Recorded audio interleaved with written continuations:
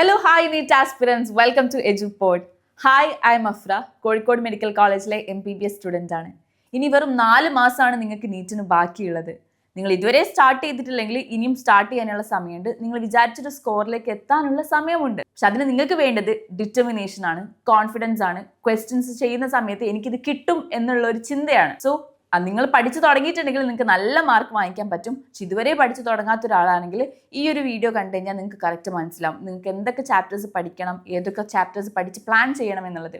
ഈ വീഡിയോ കാണുന്ന ആൾക്കാർ ചിലപ്പോൾ ഫസ്റ്റ് ടൈം എഴുതുന്ന ആൾക്കാരുണ്ടാവും, റിപ്പീറ്റേഴ്സ് ഉണ്ടാവും, റിപ്പീറ്റേഴ്സ് ഒക്കെ ഉണ്ടാവും അല്ലേ. പക്ഷെ നിങ്ങൾ എവിടെയാണ് നിൽക്കുന്നത്? നിങ്ങൾ റിപ്പീറ്റർ ആയിക്കോട്ടെ, റിപ്പീറ്റർ ആയിക്കോട്ടെ, എന്തോ ആയിക്കോട്ടെ, നിങ്ങളുടെ പാസ്റ്റ് അല്ല നിങ്ങൾ ഇനി ഡിറ്റർമിൻ ചെയ്യാൻ പോണത്.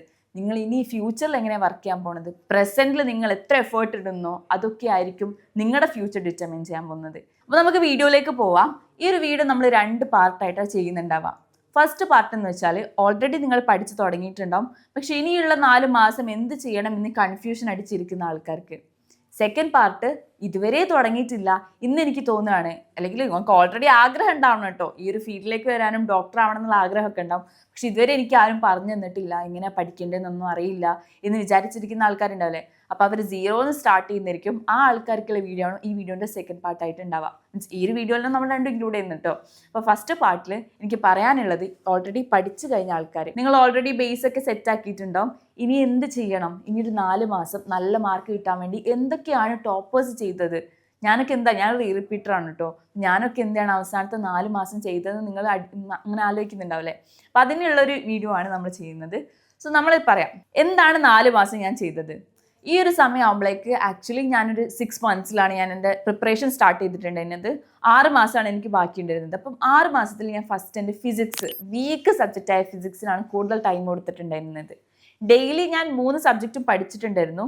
ഫിസിക്സ്, കെമിസ്ട്രി, ബയോളജി 3 സബ്ജക്റ്റ് ഞാൻ പഠിച്ചിട്ടുണ്ടായിരുന്നു കേട്ടോ. അപ്പോൾ ഫിസിക്സിന് ഞാൻ കൂടുതൽ ടൈം കൊടുത്തു, കൂടുതൽ ക്വസ്റ്റ്യൻസ് ചെയ്തു. പക്ഷെ അതിൻ്റെ കൂടെ തന്നെ ഉച്ചയാവുന്ന സമയത്തൊക്കെ നമ്മൾ ഡെയിലി റുട്ടീൻ പറയുമല്ലോ, രാവിലെ ഫിസിക്സ് പഠിച്ചു, ഉച്ചയാവുന്ന സമയത്ത് ഞാൻ ബയോളജിയിൽ കൂടുതൽ ഇമ്പോർട്ടൻസ് കൊടുത്തു, ബയോളജിയിൽ കുറേ ക്വസ്റ്റ്യൻസ് ചെയ്തു.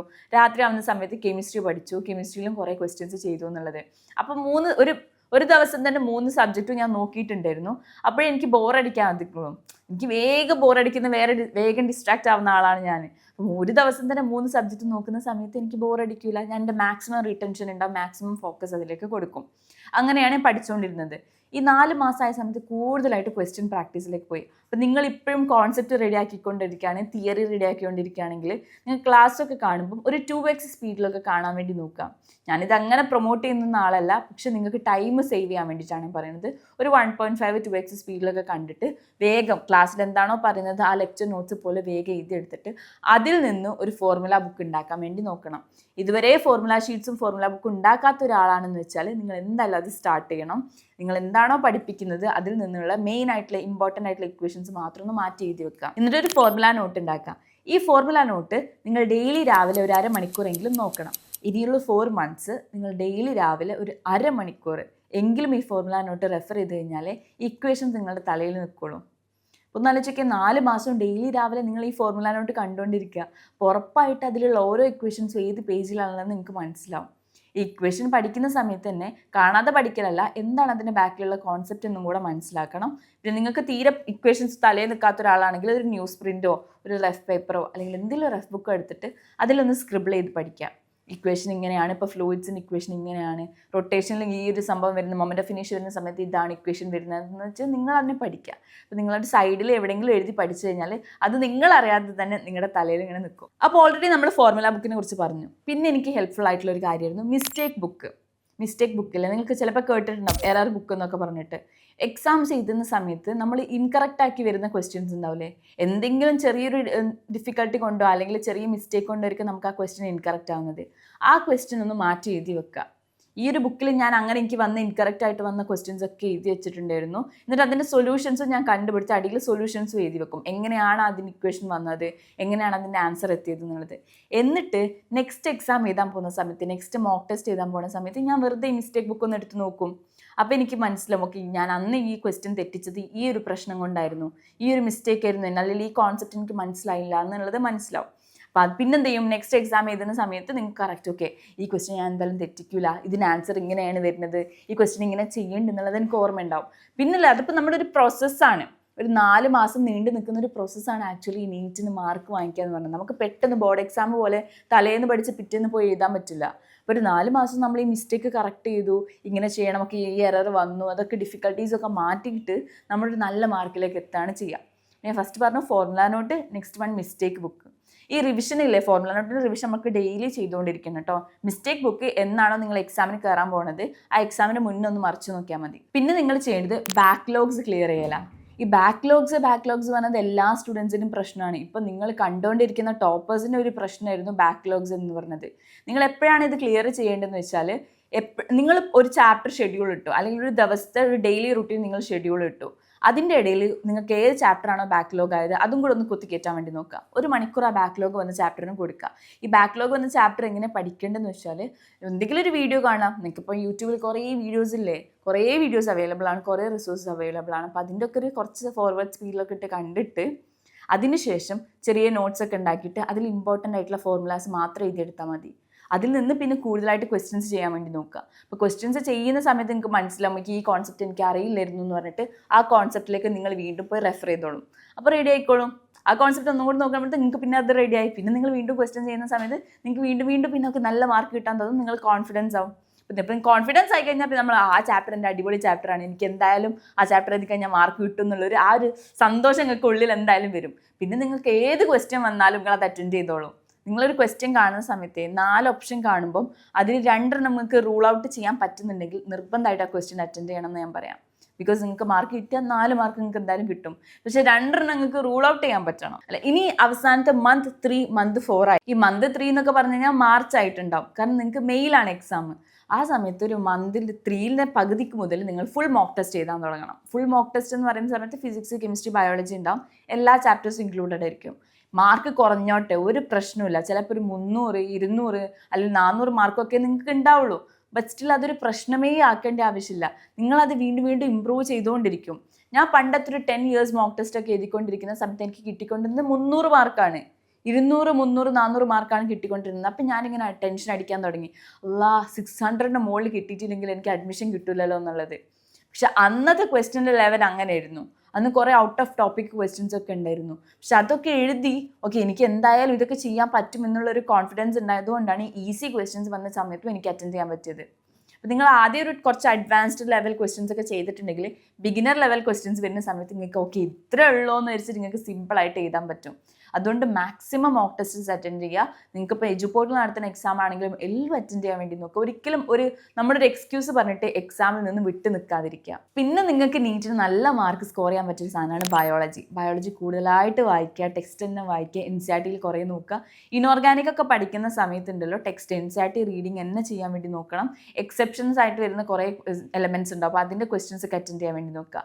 ഓർഗാനിക് ആണെങ്കിൽ നമ്മൾ എന്ത് ചെയ്യുക, നെയിം റിയാക്ഷൻസ് ഒക്കെ ഷോർട്ട് നോട്ടാക്കിയിട്ട് എഴുതി വെച്ചിട്ട് അത് എക്സാമിന് കയറുന്നതിന് മുന്നേ ഒന്ന് ജസ്റ്റ് വായിച്ച് നോക്കിയാൽ തന്നെ നിങ്ങൾക്ക് ഇനോർഗാനിക്കും ഓർഗാനിക്കും ഒക്കെ സെറ്റ് ആയിട്ടുണ്ടാവും. അങ്ങനെ കെമിസ്ട്രി സെറ്റ് ആവും. ഫിസിക്സ് നേരത്തെ പറഞ്ഞ പോലെ ഫോർമുല നോട്ട്സ് ആണ് നിർബന്ധമാണ്. ഫോർമുല നോട്ട്സ് റിവൈസ് ചെയ്താൽ തന്നെ നിങ്ങൾക്ക് അത് അടിപൊളിയാവും. ഇതാണ് ഓൾറെഡി പഠിച്ചുകൊണ്ടിരിക്കുന്ന ഒരു കുട്ടി ഇനിയുള്ള 4 മാസം ചെയ്യേണ്ട കാര്യങ്ങൾ.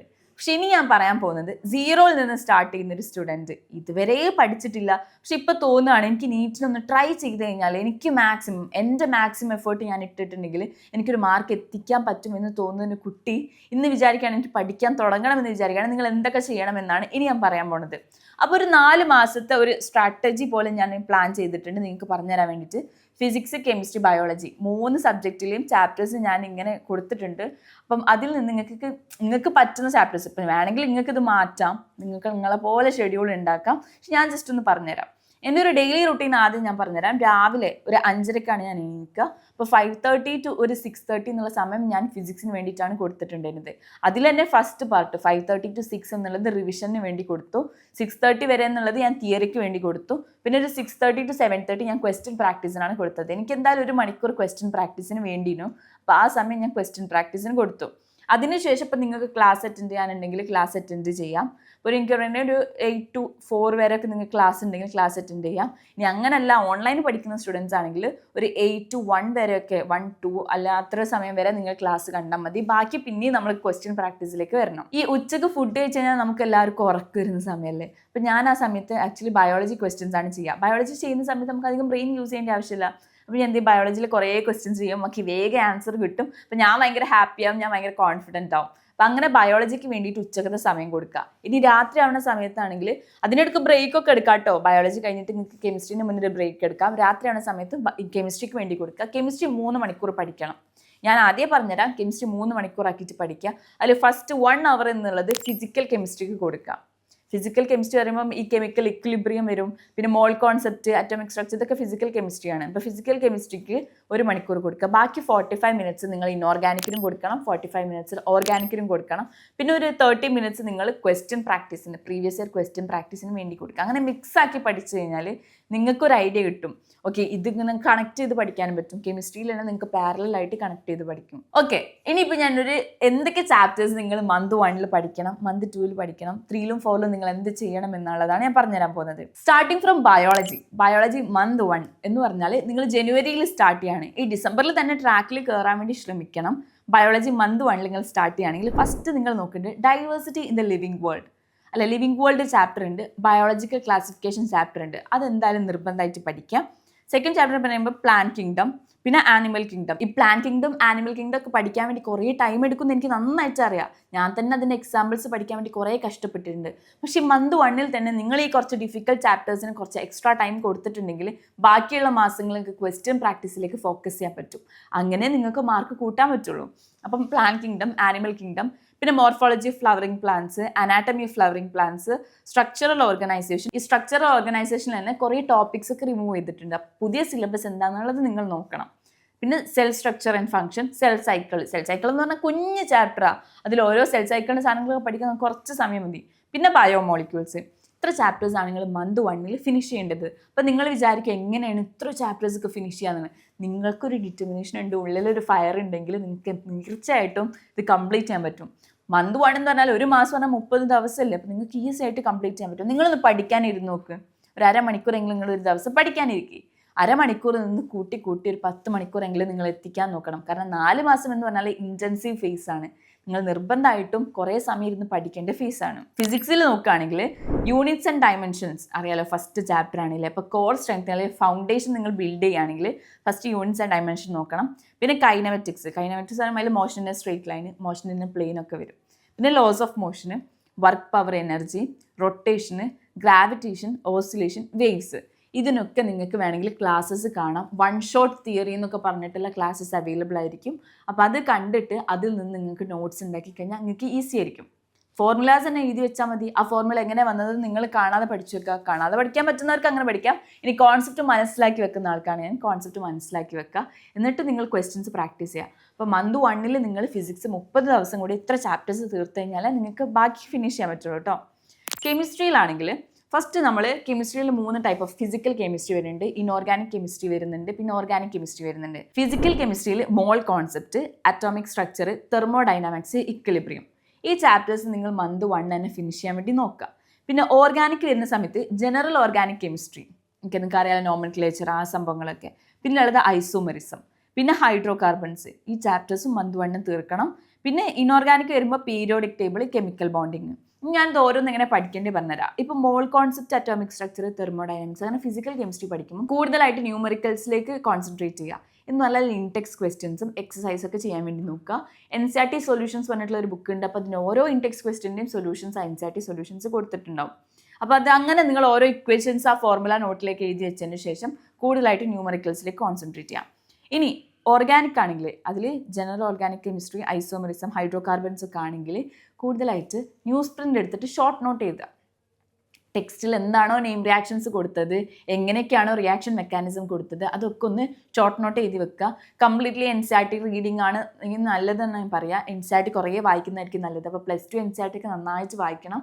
അതിലെ നെയിം റിയാക്ഷൻസ് ഷോർട്ട് നോട്ട് ആക്കിയിട്ട് എഴുതി വെക്കുക. ഇനിയുള്ളത് പീരിയോഡിക് ടേബിളും കെമിക്കൽ ബോണ്ടിങ്ങും. എനിക്ക് തോന്നുന്നു ഏറ്റവും കൂടുതൽ കുട്ടികൾ എന്നോട് ചോദിക്കുന്ന ക്വസ്റ്റ്യൻ എങ്ങനെയാണ് ഇൻഓർഗാനിക് പഠിക്കുക എന്നുള്ളതാണ്. നമ്മൾ പഠിച്ചതായിരിക്കില്ലല്ലോ എക്സാമിന് ചോദിക്കുന്ന ക്വസ്റ്റ്യൻസ്. അപ്പോൾ പീരിയോഡിക് ടേബിൾ നിങ്ങൾക്ക് ഇഷ്ടമുള്ള നിമോണിക്സ് വെച്ച് നിങ്ങൾക്ക് പഠിക്കാം. കുറേ നിമോണിക്സ് ഉണ്ടല്ലോ, നമുക്ക് റിലേറ്റബിൾ ആയിട്ട് തോന്നുന്ന നിമോണിക്സ് വെച്ച് പഠിക്കാം. പിന്നെ അതന്നെ ടെക്സ്റ്റ് ബുക്കിലാണ് കൂടുതലായിട്ട് കോൺസെൻട്രേറ്റ് ചെയ്യേണ്ടത്, ഹൈലൈറ്റ് ചെയ്ത് വെക്കുക. എക്സെപ്ഷൻസ് വരുന്ന സാധനങ്ങളൊക്കെ നിങ്ങൾക്ക് ക്വസ്റ്റ്യൻ ചെയ്യുന്ന സമയത്ത് കിട്ടും. ഓൾറെഡി പ്രീവിയസ് ഇയർ ചോദിച്ച എക്സെപ്ഷൻസ് തന്നെ ഇനിയും ചോദിക്കാൻ പോകുന്നുള്ളൂ, അല്ലാതെ പുതിയ എലമെന്റ് ഒന്നും ഉണ്ടാക്കാൻ പോകുന്നില്ലല്ലോ ഇപ്പം. അപ്പോൾ സ്വന്തമായിട്ട് നിങ്ങൾ എന്ത് ചെയ്യുക, ആ എക്സെപ്ഷൻസ് ഒക്കെ കണ്ടുപിടിക്കുക, എന്നിട്ട് ക്വസ്റ്റ്യൻസ് ചെയ്യുക. അതൊന്നാവുന്ന സമയത്ത് അത് നോട്ട് ചെയ്ത് വെക്കണം കേട്ടോ. പിന്നെ നിങ്ങൾ എന്ത് ചെയ്യുക, എക്സാമിന് എഴുതാൻ പോകുന്ന സമയത്ത് വീണ്ടും ആ നോട്ട് ചെയ്ത് വെച്ച സാധനങ്ങളൊന്ന് റിവൈസ് ചെയ്താൽ മതി. Moving on two month 2. ഇപ്പോൾ ബയോളജിയിലെ 2ാമത്തെ മാസം നമ്മൾ നോക്കുകയാണെങ്കിൽ പ്ലാന്റ് ഫിസിയോളജി കുറച്ച് ലോങ് ആണെന്ന് അറിയാം, പക്ഷെ ഫസ്റ്റ് റീഡിങ്ങിലൊക്കെ നിങ്ങൾക്ക് അത് പ്രശ്നം ഉണ്ടാവുള്ളൂ, പിന്നെ വായിക്കുന്ന സമയത്ത് പ്രശ്നം ഉണ്ടാവില്ല. അപ്പോൾ മാക്സിമം ഇതിൽ ബാക്ക്ലോഗ് അടിക്കാതെ നിങ്ങളൊന്ന് ഫോക്കസ് ചെയ്ത് പഠിക്കണം കേട്ടോ. ഹ്യൂമൻ ഫിസിയോളജി എല്ലാവർക്കും ഇഷ്ടമുള്ള കാര്യമാണ്. ഹ്യൂമൻ ഫിസിയോളജി ഇഷ്ടമുള്ളതുകൊണ്ടാണല്ലോ നിങ്ങളെല്ലാവരും നീറ്റ് എടുക്കുന്നത് തന്നെ, മീൻസ് MBBS എടുക്കുന്നതും ഡോക്ടർ ആവാൻ വിചാരിക്കുന്നതൊക്കെ. അപ്പോൾ ഹ്യൂമൻ ഫിസിയോളജി പഠിക്കുമ്പോൾ റിലേറ്റ് ചെയ്ത് പഠിക്കാൻ നോക്കുക, കണക്ട് ചെയ്ത് പഠിക്കുക. എങ്ങനെയാണ് നമ്മുടെ ബോഡി വർക്ക് ചെയ്യുന്നത്, നമ്മുടെ ഹാർട്ട് എങ്ങനെയാണ് വർക്ക് ചെയ്യുന്നത്, നമ്മൾ ഓരോ മെക്കാനിസം, ബ്രെയിൻ എങ്ങനെയാണ്, ബ്രെയിൻ ഫങ്ഷൻസ് എങ്ങനെയാണ്, ന്യൂറൽ കോർഡിനേഷൻ എങ്ങനെയാണെന്നൊക്കെ നിങ്ങൾ തന്നെ ഒരു റിലേറ്റ് ചെയ്ത് പഠിക്കാൻ വേണ്ടി നോക്കുക, കണക്ട് ചെയ്ത് പഠിക്കുക. പിന്നെ reproduction in plants, reproduction in animals, genetics എനിക്കറിയാം കുറച്ച് ലെങ്തി ആയിട്ടുള്ള ചാപ്റ്ററാണ്, പക്ഷെ സ്റ്റിൽ അതിലുള്ള കോൺസെപ്റ്റ് നിങ്ങൾക്ക് അറിയുകയാണെങ്കിൽ ഒരു പ്രാവശ്യം നിങ്ങൾ പഠിച്ചിട്ടുണ്ടെങ്കിൽ പിന്നെ നിങ്ങൾക്ക് മറന്നുപോകില്ല. അതൊക്കെ ഒരു കുറച്ച് ഇൻട്രസ്റ്റിംഗ് ആയിട്ടുള്ള ചാപ്റ്ററാണ്. ഇതും നിങ്ങൾക്ക് ക്ലാസ് റെഫർ ചെയ്തിട്ട് പഠിക്കാം കേട്ടോ. ഇനി 2ാമത്തെ മാസത്തെ ഫിസിക്സ് നോക്കുകയാണെങ്കിൽ ഇലക്ട്രോസ്റ്റാറ്റിക്സ്, നമ്മൾ +2 അങ്ങ് കടന്നു. Electrostatics, current electricity, magnetism and matter, EMI + AC. ഈ മാഗ്നറ്റിസം എന്ന് പറയുമ്പോൾ മാഗ്നറ്റിസത്തിലെ എല്ലാ ചാപ്റ്ററും കൂട്ടണം കേട്ടോ. പിന്നെ EMI + AC, ഒപ്റ്റിക്സ്. ഇന്ന ചാപ്റ്റേഴ്സൊക്കെ ആണ് നിങ്ങൾ 2ാമത്തെ മാസത്തിൽ പഠിക്കേണ്ടത്. അപ്പോൾ ഇതിനാണ് സമയത്ത് നിങ്ങൾക്ക് എന്തൊരു കോർ സ്ട്രെങ്തനിങ് ചാപ്റ്റേഴ്സ് ആണ്. നമ്മൾ ഓൾറെഡി ഫൗണ്ടേഷൻ ഉണ്ടാക്കി, ഇനി കോർ സ്ട്രെങ്തനിങ്ങിലേക്കായി. ഇത് നിങ്ങൾക്ക് കൂടുതലായിട്ട് ഫോർമുല നോട്ട്സ് ഉണ്ടാക്കാം. ഫോർമുല ഒക്കെ നോക്കി റിവൈസ് ചെയ്തതിന് ശേഷം കൂടുതലായിട്ട് ക്വസ്റ്റ്യൻസ് ചെയ്യാം. മിനിമം ഒരു 100 ക്വസ്റ്റ്യൻ എങ്കിലും ഒരു ചാപ്റ്ററിന് ചെയ്യണം, എന്നാലും നിങ്ങൾക്ക് ആ കോൺസെപ്റ്റ് ക്ലിയർ ആവുള്ളൂ. അപ്പോൾ ഒരു ചാപ്റ്ററിൽ ഒരു 200-300 നിങ്ങൾ എക്സാമൊക്കെ എഴുതി കഴിയുമ്പോഴേക്ക് നിങ്ങൾക്ക് വേണമെങ്കിൽ 500-600 ക്വസ്റ്റ്യൻസ് ഒക്കെ നിങ്ങൾ ചെയ്തിട്ടുണ്ടാവും പെർ ചാപ്റ്റർ. അത് നിങ്ങൾ അറിയാതെ തന്നെ നിങ്ങൾ ചെയ്തോളും. ഇനി കെമിസ്ട്രിയിൽ ഏതൊക്കെ പഠിക്കേണ്ടതെന്ന് വെച്ചാൽ solutions, electro chemistry, chemical kinetics, ഇത് 3ഉം ഫിസിക്കൽ കെമിസ്ട്രിയാണ് കേട്ടോ. Halo alkanes, halo arenes, alcohol, phenol, ether, aldehyde and ketone, carboxylic acid, amines, ഇതെല്ലാം വരുന്നത് ഓർഗാനിക്കിലാണ്. ഇത് ഞാൻ പറഞ്ഞ പോലെ നിങ്ങൾക്ക് എന്ത് ചെയ്യാം, ന്യൂസ് പ്രിന്റിൽ ഷോർട്ട് നോട്ടീസ് എഴുതി ഉണ്ടാക്കിയിട്ട് അത് എക്സാമിന് കയറുന്നതിന് മുന്നൊന്ന് വായിച്ചാൽ തന്നെ റെഡിയാവും. കുറച്ച് ക്വസ്റ്റ്യൻസും ചെയ്യണം കേട്ടോ, എന്നാലേ റിയാക്ഷൻ മെക്കാനിസം മനസ്സിലാവുള്ളൂ. പിന്നെ ഇനോർഗാനിക്കിൽ വരുന്നത് SPDF ബ്ലോക്സ് അല്ലേ. അതിപ്പോൾ നിങ്ങൾക്ക് പഠിക്കാൻ വേണ്ടി ഇനോർഗാനിക് നേരത്തെ പറഞ്ഞ പോലെ NCERT റീഡിങ് നിർബന്ധമാണ്. അതിൻ്റെ കൂടെ എക്സെപ്ഷണൽ കേസ് മനസ്സിലാവാൻ വേണ്ടിയിട്ട് ക്വസ്റ്റ്യൻസും ചെയ്യാം. പിന്നെ കോർഡിനേഷൻ കോമ്പൗണ്ട്സ്, ഇതൊക്കെ നിങ്ങൾക്ക് കുറച്ച് ന്യൂമോണിക്സ് ഒക്കെ വെച്ച് പഠിച്ചാൽ തന്നെ ഈസി ആയിട്ട് പഠിക്കാൻ പറ്റും. ഇനി 3ാമത്തെ മാസത്തിൽ ബയോളജി. അപ്പോൾ നമ്മൾ ഏകദേശം ഇങ്ങനെ കംപ്ലീറ്റ് ചെയ്യാൻ പോവാണ് കേട്ടോ. എവല്യൂഷന്, ബയോടെക്നോളജി, എക്കോളജി ഞാൻ നേരത്തെ പറഞ്ഞിട്ടുണ്ടായിരുന്നു. നിങ്ങൾ കുഞ്ഞ് സ്പൈറൽ നോട്ടിൽ എക്കോളജിനുള്ള കുഞ്ഞു സാധനങ്ങൾ, ഈ പോയിന്റ് ഡെസിമിൽ വരുന്ന കുറേ സാധനങ്ങളുണ്ട്. പിന്നെ ഓരോ ഇൻവെൻഷൻസ്, പിന്നെ ഓരോ സയൻറ്റിസ്റ്റുകളുടെ പേരുകൾ, അങ്ങനെയൊക്കെയുള്ള കാര്യങ്ങൾ നിങ്ങൾ ആ കുഞ്ഞ് സ്പൈറൽ നോട്ടിൽ എഴുതി വെക്കുക. എക്സാമിന് കയറുന്നതിന് മുന്നേ ജസ്റ്റ് ഒന്ന് റെഫർ ചെയ്യുക. എന്ന് കഴിഞ്ഞാലേ നിങ്ങൾക്ക് ആ ഒരു ഐഡിയ കിട്ടുള്ളൂ. എക്സാമിന് കയറുമ്പോൾ ഈ സംഭവമാണ് വരുന്നത്, ഈ ന്യൂമറിക്കൽസ് ആണ് ഇവിടെ വരുന്നത് നിങ്ങൾക്ക് മനസ്സിലാവും.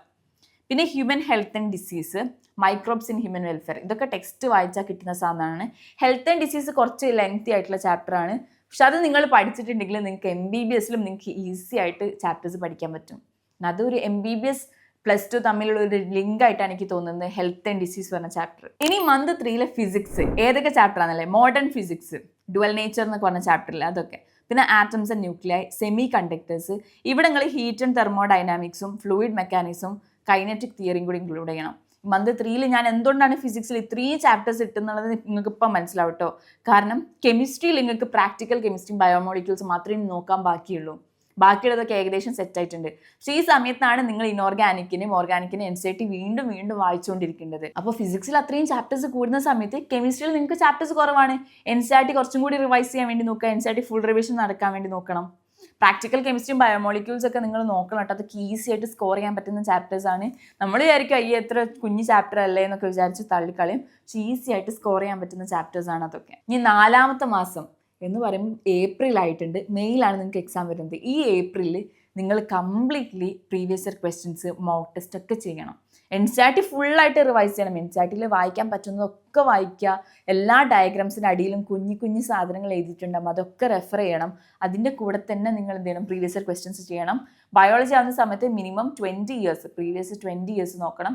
ഫിസിക്സും കെമിസ്ട്രി ആകുമ്പോൾ ഒരു 10 ഇയേഴ്സ് നോക്കിയാൽ മതി എന്നാണ് ഞാൻ പറയുന്നത്. കാരണം അതിൻ്റെ മുന്നൊക്കെ നോക്കുമ്പോൾ കുറേ വേണ്ടാത്ത സാധനങ്ങളൊക്കെ നിങ്ങൾക്ക് കാണാൻ പറ്റും. പിന്നെ അത് ചെയ്തിട്ട് ആൻസർ കിട്ടിയില്ലെങ്കിൽ നിങ്ങൾക്ക് തന്നെ കോൺഫിഡൻസ് ഇല്ലാണ്ടാവും. അപ്പം 4ാമത്തെ മാസം കംപ്ലീറ്റ്ലി റിവിഷനും മോക്ക് ടെസ്റ്റും NCERT റീഡിങ്ങുമായിട്ട് ബയോളജി മൂവ് ചെയ്യണം.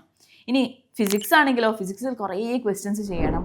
ഫോർമുല റിവിഷൻ, നിങ്ങൾ ഓൾറെഡി എല്ലാ ചാപ്റ്ററിനും ഫോർമുലാസ് എഴുതി വെച്ചിട്ടുണ്ടാവുമല്ലോ എന്ന് ഞാൻ പ്രതീക്ഷിക്കുന്നു. അപ്പോൾ ആ ഫോർമുലാസ് ഒക്കെ നിങ്ങൾ റിവൈസ് ചെയ്യാൻ വേണ്ടി നോക്കണം. ഇനി ക്വസ്റ്റ്യൻസ് ചെയ്യുന്ന സമയത്തോ മോക്ക് ടെസ്റ്റ് ചെയ്യുന്ന സമയത്തോ നിങ്ങൾക്ക് മനസ്സിലാവും നിങ്ങളുടെ വീക്ക് ഏരിയാസ് ഏതാണെന്നുള്ളത്. അപ്പോൾ നിങ്ങളുടെ വീക്ക് ഏരിയാസ് സ്ട്രെങ്തൻ ചെയ്യുക.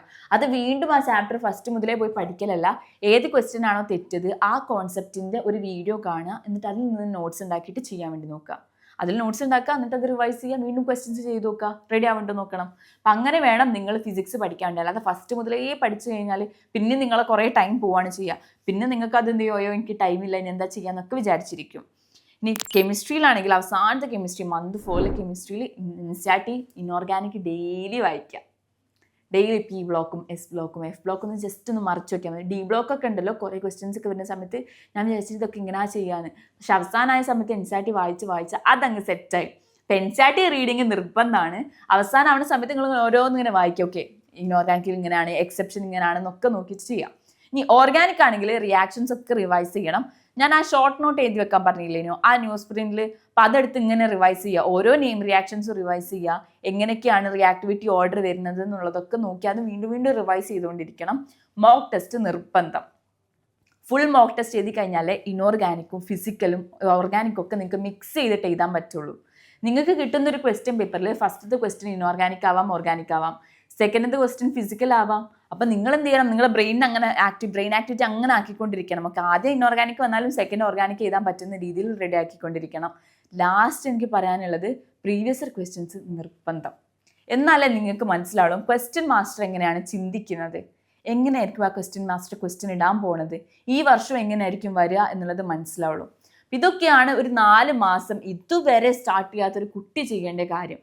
നിങ്ങൾക്ക് ആദ്യം ഉണ്ടായിരിക്കുന്ന കാര്യം എന്താ അറിയോ, കോൺഫിഡൻസ്. എനിക്ക് നീറ്റ് കിട്ടും, എനിക്ക് MBBS പഠിക്കാൻ പറ്റും, ഭാവിയിൽ ഒരു ഡോക്ടറായിട്ട് എനിക്ക് നടക്കാൻ പറ്റും എന്നുള്ളൊരു കോൺഫിഡൻസ് നിങ്ങൾ വേണം. മുന്നിൽ ഒരു പേഷ്യൻ്റ് വരുന്ന സമയത്തുണ്ടല്ലോ, ആ പേഷ്യൻറ്റിനോട് സംസാരിക്കാൻ പറ്റണം.